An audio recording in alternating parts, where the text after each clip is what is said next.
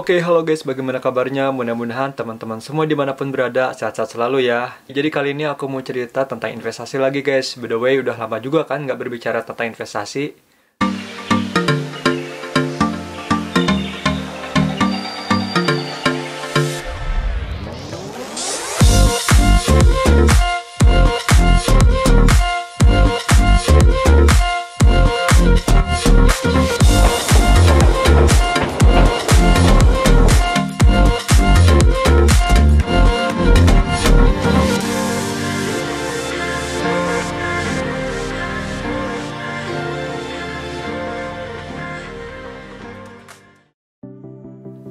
Oke guys, jadi aku sekarang mau review tentang hasil investasiku selama 1 tahun. Jadi untuk saat ini aku berinvestasi di beberapa ornamen investasi seperti emas, saham, reksadana, dan kripto.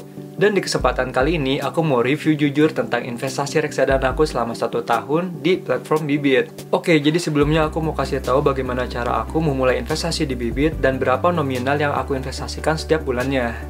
Oke, jadi sebelumnya aku mau disclaimer kepada teman-teman bahwa dalam berinvestasi keputusan semuanya ada pada teman-teman. Karena uang yang teman-teman investasikan itu adalah tanggung jawab teman-teman atas risiko yang nantinya akan dihadapi dalam berinvestasi. Oke, jadi buat teman-teman yang belum tahu tentang reksadana, teman-teman boleh lihat videoku sebelumnya di sini.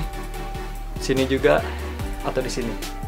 Jadi aku mulai daftar di Bybit itu pada tanggal 11 Oktober tahun 2020 dan aku mulai membeli produk investasi pertama aku yaitu pada tanggal 12 Oktober 2020 dan produk pertama yang aku beli yaitu Square Invest Syariah Money Market Fund, yaitu salah satu reksadana pasar uang dengan tingkat risiko yang paling rendah. Nah, jadi aku benar-benar mempelajari terlebih dahulu mengenai platform Bybit ini dan bagaimana cara kerja reksadana ini. Setelah berjalannya waktu, aku mempelajari tentang reksadana ini, mulailah aku untuk membeli produk-produk reksadana yang lainnya yaitu obligasi dan saham, yaitu dengan metode dollar cost averaging. Nah, jadi metode dollar cost averaging ini adalah metode dalam berinvestasi dengan pengumpulan dana secara rutin dalam waktu dan nominal yang telah ditentukan. Selanjutnya, aku menargetkan bahwa setiap bulan aku harus berinvestasi nominal 5 juta rupiah di setiap tanggal 2. Namun, sebelum melakukan metode dollar cost averaging, aku melakukan metode lump sum terlebih dahulu untuk memenuhi dana darurat.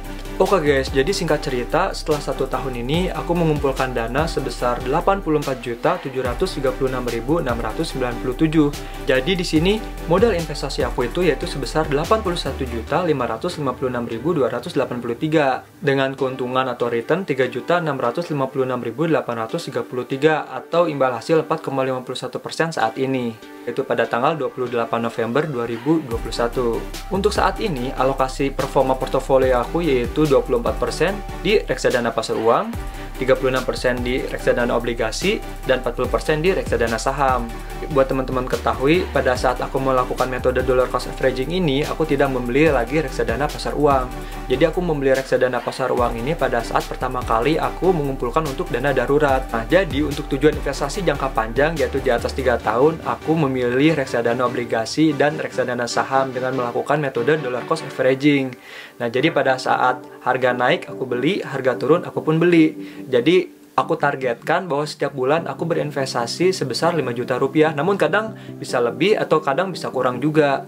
Jadi tergantung keuangan kita juga. Namun aku usahakan untuk mentargetkan 5 juta rupiah per bulan dari alokasi dana gajiku yang aku terima setiap bulannya. Nah, namun untuk performa portofolio saat ini, total pembelian aku tuh udah sebesar 104.895.000. Jadi pada saat itu aku memiliki reksadana pasar uang sekitar 45 juta rupiah, namun aku ambil sebesar 24.345.448 dengan keuntungan yang sudah terrealisasi yaitu sebesar 530.318 rupiah.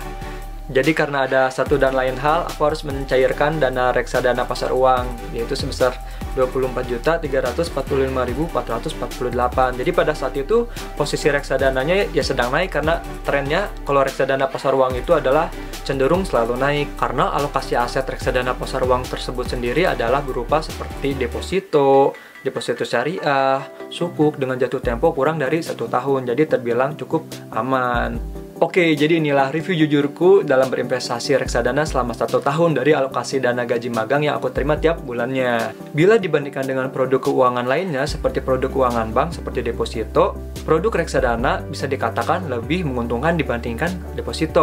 Katakanlah bunga deposito bank saat ini di BNI yaitu sebesar 2,75% dalam 1 tahun. Nah, sedangkan di reksadana sendiri aku sudah mendapatkan return sebesar 4,51% dalam 1 tahun. Itu pun aku lakukan pembayaran secara bertahap. Dan perlu teman-teman ketahui bahwa total portofolioku selama berinvestasi di reksadana itu tidak pernah minus, guys. Kenapa? Karena seperti yang sudah aku jelaskan, aku mengalokasikan dana terlebih dahulu di reksadana pasar uang dengan melakukan metode lamsam. Jadi aku mengalokasikan dana yang besar di reksadana pasar uang untuk dana darurat. Jadi terlebih dahulu aku sudah mendapatkan return yang selalu naik. Walaupun returnnya terbilang kecil, namun reksadana pasar uang ini memiliki return yang cenderung selalu naik. Oke guys, jadi aku mau mengingatkan sekali lagi bahwa penentu dan pengendali utama dalam berinvestasi itu adalah teman-teman sendiri. Jadi uang teman-teman adalah tanggung jawab teman-teman juga. Nah, jadi perlu teman-teman ketahui bahwa segala investasi itu memiliki resikonya masing-masing. Jadi tidak selamanya investasi reksadana itu selalu memberikan return yang positif. Ada kalanya juga terdapat risiko untuk kerugian. Jadi teman-teman harus bijak ya dalam mengalokasikan dana untuk berinvestasi. Oke, mungkin untuk video kali ini dicukupkan dulu ya guys. Mudah-mudahan bisa memotivasi dan memberikan gambaran teman-teman untuk memulai dalam berinvestasi. Bila ada hal yang ingin teman-teman tanyakan, boleh chat di kolom komentar. Sebisa mungkin aku akan jawab pertanyaan teman-teman di kolom komentar. Oke, see you in my next video guys. Let's invest, let's travel. Bye!